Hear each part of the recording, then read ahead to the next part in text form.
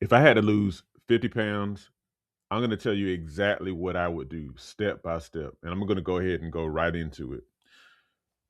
First thing I would do is I would stop eating after dark. So today is about 8 p.m. or so that it gets dark, and I would eliminate any eating after that time. That means that I may need to move my dinner time up, and any sort of other snacking or whatever done. Even if I feel hungry, I'm gonna be I'm gonna be done after dark.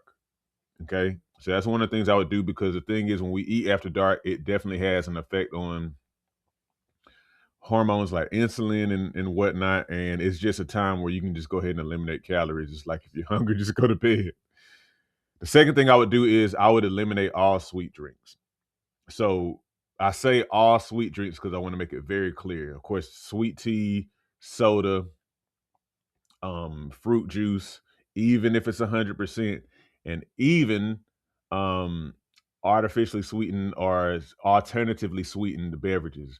Even if it's stevia, I'm going to eliminate those because those are one of the easiest ways to gain extra weight. Just empty calories that spike your blood sugar, spike your insulin, and keep you in fat gain mode. And the thing is, with the other beverages that don't actually have sugar in them, but they're artificially sweetened or sweetened with stevia or something like that, some of those still have a similar effect on insulin levels as sugar does.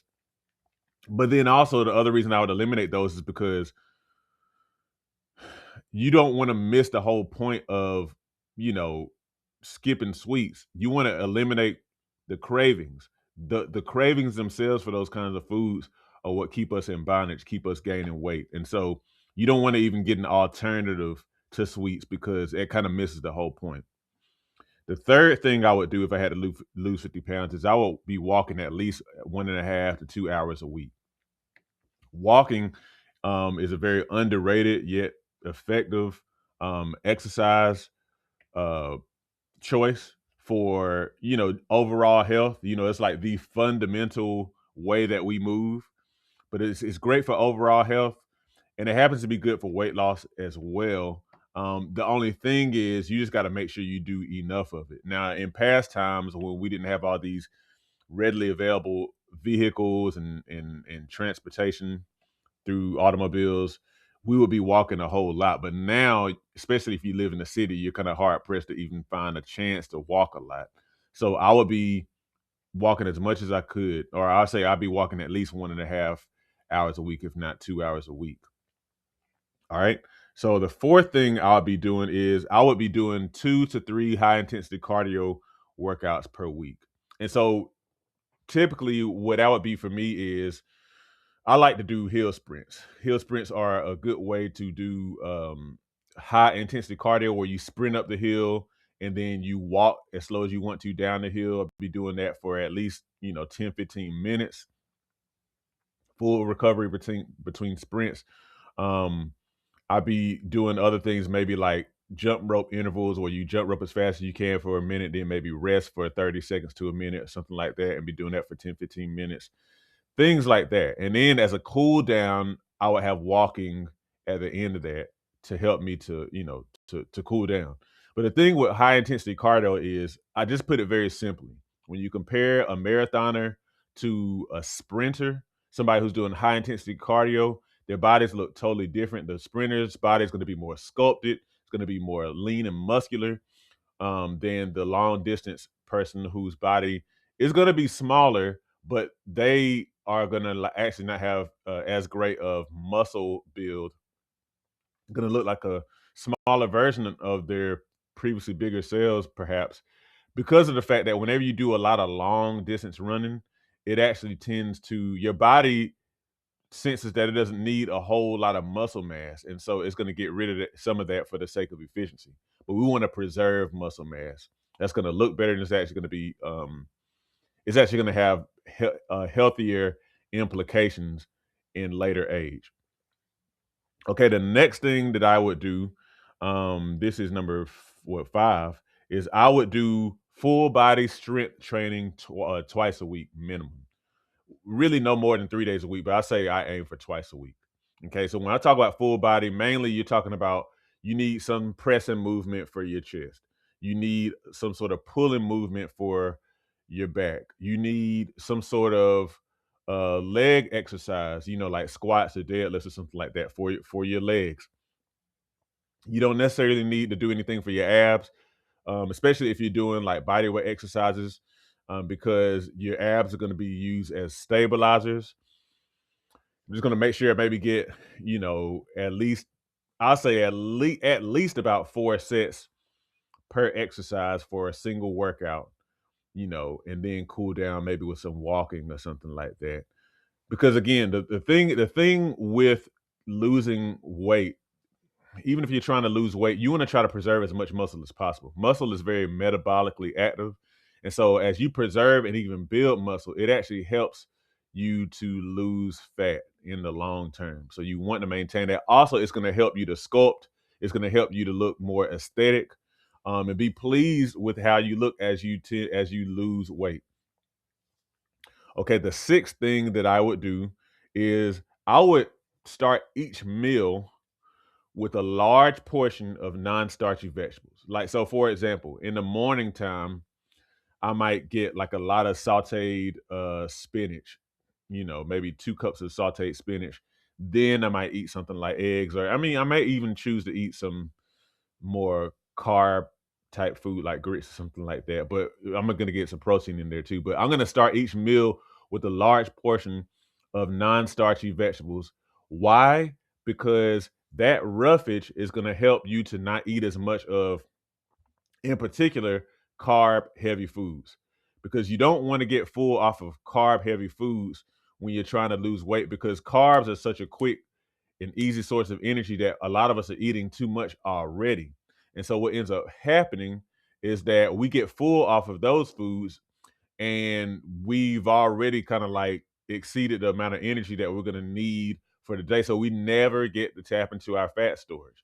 So I'm going to make sure that I kind of fill my belly more with roughage, non-starchy vegetables, the greens and stuff like that, so that I don't have as much room for the carb heavy foods. Of course, you want to make sure you get your protein, high quality protein in, um, as well. But that's what I would do in that regard. So number 7 is I would go to 2 meals a day instead of the traditional 3 meals a day, or any more than that. Probably go to 2 meals a day, like maybe somewhere like mid morning or lunchtime, and then an earlier dinner. So maybe a meal sometime between like 10:30 and 12:30, and then another meal maybe between 5:30 and 7 ish.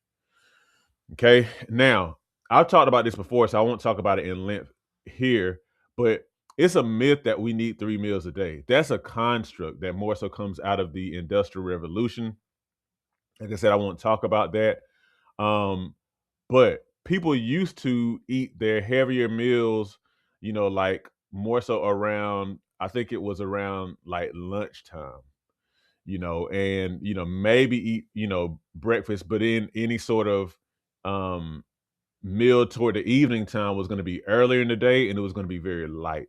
Okay. Now these days it's not like that. We tend to eat our heavier meals at night, a lot of times after dark, and we tend to snack. But I would eat 2 meals a day, and I would eliminate snacks all around those times. So you're not eating snacks between meals. You're just eating 2 high quality meals a day where you're eating a large portion of non-starchy vegetables, and then some good quality protein, and if any carb heavy foods like rice or whatever, just a little bit, or at least just one serving. Okay. And then the last thing I would consider doing is fasting at least one day a week. So fasting in and of itself, yes, it will help you to lose fat for sure. Some people will even fast for a few days at a time to really, really tap into um, that fat storage. Now, but the reason why I talk about fasting is in part because of the little boost that it'll give you toward losing fat, but it's a key thing that fasting will help you with. It will help you to discipline yourself when it comes to cravings. And if you really think about trying to solve the problem of unwanted weight gain, cravings are at the root. cravings for unhealthy junk food are at the root of it. And fasting, especially if you do it extended, 24 plus hours, probably longer than 24 hours to be honest. But fasting is going to help you to eliminate cravings. It is. And so once you eliminate cravings, in other words, you eliminate your perceived need for junk food, then because you don't really want a lot of the bad stuff, that takes a lot of the battle out. That's really what we want to do. Okay. We want to eliminate that battle that we tend to have that causes us to always kind of eat in an unhealthy way that results in weight gain as well as health problems.